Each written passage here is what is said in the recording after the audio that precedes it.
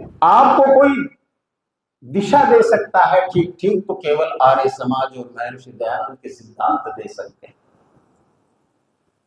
उनको फॉलो करना सीखो। हमारे ऋषियों ने कहा कि प्रत्येक गृहस्थ व्यक्ति को 5 यज्ञ करने चाहिए। कितने? 5। कौन कौन से? माताएं बोलो। 5 यज्ञ करने चाहिए, और वो उसका नाम यज्ञ नहीं है, उसका नाम महाशब्द का प्रयोग, महायज्ञ। अभी साउथ में, केरल में जो आचार्य, क्या नाम उनका, मैं नाम भूल रहा हूं, वहां पर एक बहुत बड़ा सोमयाग हो रहा है।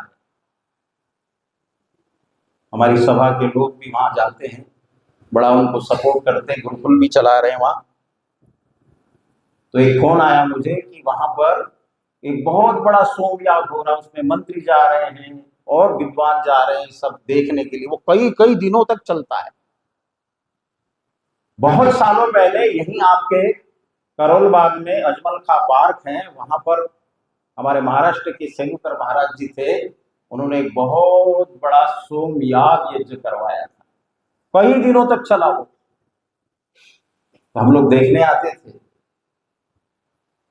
तो मैंने कहा भाई इसको भी महायज्ञ कहना चाहिए। तो उसका नाम महायज्ञ नहीं था, उसका नाम सोमयाग था।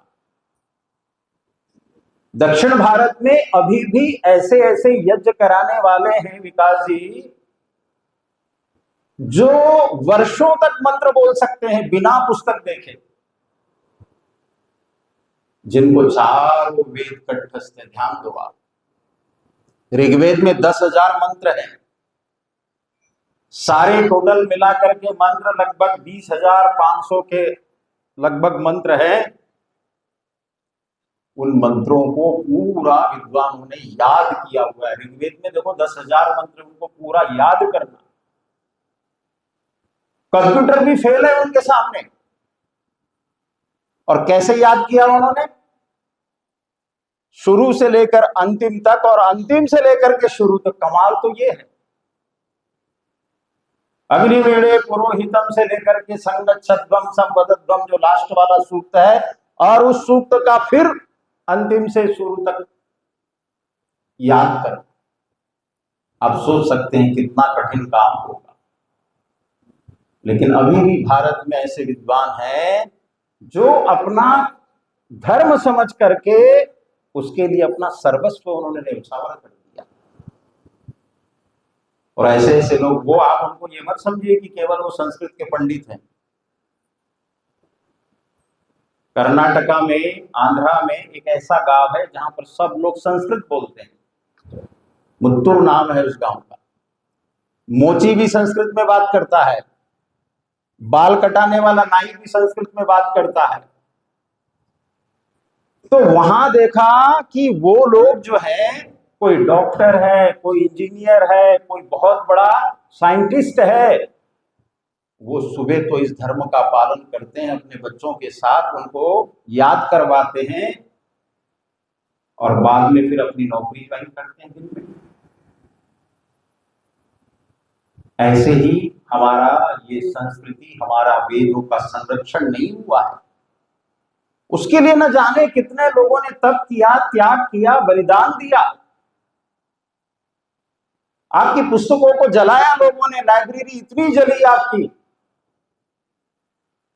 नालंदा तक्षशिला की लाइब्रेरी या पुस्तकालय जलाते गए, 6-6 महीने तक जलाए गए। इतना आपके पास अथाह संपत्ति का भंडार। लेकिन फिर भी वो ज्ञान सुरक्षित क्यों रहा? वो इसलिए रहा क्योंकि वो वैदिक विद्वान जिन्होंने उन ग्रंथों को बिल्कुल कंठस्थ कर लिया था। तुम ये पुस्तक तो जला दोगे, लेकिन हमें कैसे जला सकते हो तुम? क्यों जी? इसलिए हम कहते हैं, उन ऋषियों को हम बार बार नमन करते हैं जिन्होंने अपना सारा जीवन वैदिक संस्कृति के प्रोटेक्शन के लिए, संवर्धन के लिए बनाया हुआ है, लगाया हुआ। अपना धर्म समझ करके, अपना कर्तव्य समझ करके, अपनी ड्यूटी समझ करके। तो मैंने आपसे कहा कि वो जो महीनों तक चलने वाले यज्ञ हैं उनका नाम तो महायज्ञ नहीं पड़ा है, लेकिन याद रखिए जो 5 महायज्ञ जिसका दिग्दर्शन स्वामी दयानंद बार बार करते हैं, हमारी ऋषि परंपरा बार बार इस बात को कहती है, वो यज्ञ नहीं है केवल, वो महायज्ञ है। कौन से हैं वो महायज्ञ? महा माने बड़े। कौन से हैं बड़े? जिनको आप प्रतिदिन कर सकते हैं, करना चाहिए। नाम तो आपको याद नहीं है तो याद करा देता हूं, बोलो सारे। ब्रह्म यज्ञ, देव यज्ञ, पितृ यज्ञ, बलिवैश्व देव यज्ञ, अतिथि यज्ञ, है ना ये 5। तो ये पांचों के लिए ऋषि कहता है कि ये 5 यज्ञ नहीं है। इनको क्या बोला? पंचैतास्तु महायज्ञान यथा शक्तिर्न आपयेत्, ये महर्षि मनु कहते हैं। प्रत्येक गृहस्थ व्यक्ति को 5 महायज्ञ अपने घर में प्रतिदिन किया करो। प्रतिदिन पंचैतास्तु महायज्ञान यथाशक्तिर्न आपयेत्।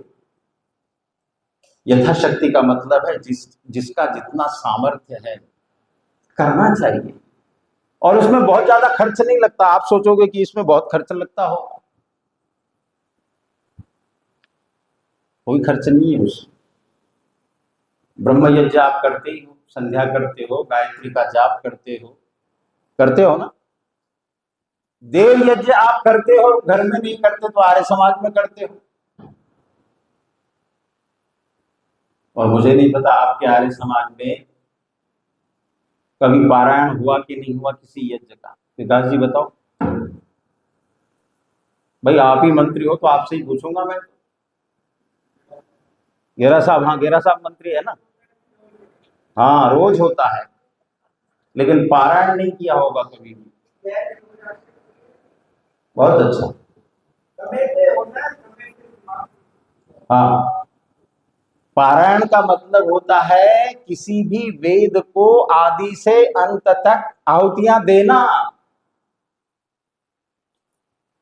आर्य समाज को यदि आगे बढ़ाना है, आर्य समाज के अंदर यदि यूनिटी रखनी है, आपकी आर्य समाज के लिए भी कह रहा हूं,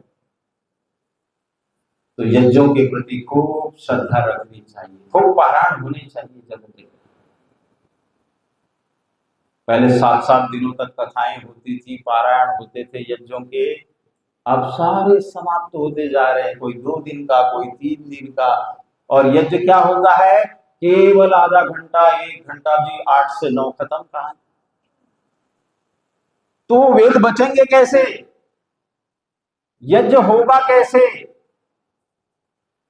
स्वामी जी ने एक बहुत बड़ी बात लिखी है कि ठीक है हवन करना चाहिए, लेकिन हवन करने के साथ साथ वेद के मंत्रों का उच्चारण किस लिए करना चाहिए? देखो कितनी बड़ी बात है। स्वामी जी कहते हैं हवन होना चाहिए, लेकिन स्वामी जी से पूछा लोगों ने कि उसके साथ आप ये मंत्र क्यों बुलवाते हो? बोलो क्या लिखा है स्वामी जी ने? अब आप कहोगे सब आप ही बताया करो, हमें तो कुछ आता बताइए। स्वामी जी लिखते हैं वेद के मंत्रों का उच्चारण करने से एक क्या लिखा है कि भौतिक लाभ तो होता ही होता है, साथ में जो उसके वेव्स, साउंड वेव्स निकलते हैं, वो आपके मस्तिष्क को तरोताजा रखते हैं। और ये काम करना प्रत्येक आर्य की ड्यूटी है। अरे भाई ये नई मछली थोड़ी बनाया था, वेद सब सत्य विद्याओं का पुस्तक है। बोलो आगे। वेद का पढ़ना, पढ़ाना, सुनना, सुनाना सब आर्यों का परम धर्म है। तो हम पढ़ते हैं ही नहीं, पढ़ाते भी नहीं है, सुनाते भी नहीं है, सुनते भी नहीं है, तो परम धर्म का पालन कहां हुआ हमारा? ऋषि के वाक्यों को देखो, पढ़ा करो, सुना करो, सोचा करो। इतनी बड़ी समाज है, यहाँ तो पार्क में बढ़िया यज्ञ होने चाहिए, खूब बड़े बड़े। चुप साहब कह रहे होते हैं, बहुत अच्छा, और होने चाहिए बड़े बड़े। हाँ, बहुत सुंदर। पारायण करो बड़े बड़े महायज्ञों का, पैसा तो उसके अंदर। याद रखना, यज्ञ के लिए दिया हुआ दान सबसे बड़ा दान कहलाता है कि नहीं? दुनिया के अंदर यज्ञ ही एक ऐसा है जो दुनिया का सबसे श्रेष्ठतम कर्म है। मैं बता रहा हूं आपको, वेद का पढ़ना हो सकता है कर्म, दान देना हो सकता है, विद्या पढ़ाने का काम भी पवित्र हो सकता है। लेकिन याद रखना, यज्ञ के लिए हमारे शास्त्रों ने एक वाक्य लिखा है, बहुत बढ़िया वाक्य लिखा है, यज्ञो वही श्रेष्ठतमम कर्म। क्या लिखा? यज्ञ is the noblest work in the world. संसार में सबसे सर्वोत्तम कर्म यदि कोई है तो बोलो यज्ञ है। और वो यज्ञ का करना कराना हमारे घरों से धीरे धीरे समाप्त हो रहा है। बहुत सारे दिल्ली के अंदर ऐसे परिवार देखे मैंने जो प्रतिदिन यज्ञ करते हैं अपने घर में। माता जी कह रही हम भी करते हैं, बहुत अच्छा, बहुत सुंदर। सौभाग्यशाली लोग वो हैं जो प्रतिदिन करते हैं। आप देखो ना, दिल्ली के जितने बड़े बड़े परिवार है आर्य समाज के, उनके घरों में रोज यज्ञ होता है साहब। एमआईटी यूनिवर्सिटी में आपके बच्चे पढ़ते हैं, अशोक चौहान जी के घर में बहुत बढ़िया यज्ञ कुंड बना है और प्रतिदिन यज्ञ होता है। वो स्वयं न भी बैठे, लेकिन यह है कि नियम उनका ये है कि वो आहुति देकर के ही जाते हैं। कोई बच्चा हो, कोई हो, कोई भी हो, विद्वान रखें, दक्षिणा देते हैं उनको बढ़िया। और जब घर से निकलते हैं तो गायत्री से आहुति देंगे या और किसी से आहुति देंगे, नमस्ते करते हुए, और अपने अपने कामों में जाते हैं। हीरो परिवार देख लो, कितने ऐसे परिवार हैं जहां पर प्रतिदिन यज्ञ होता है, उनके बिना वो भोजन भी नहीं करते।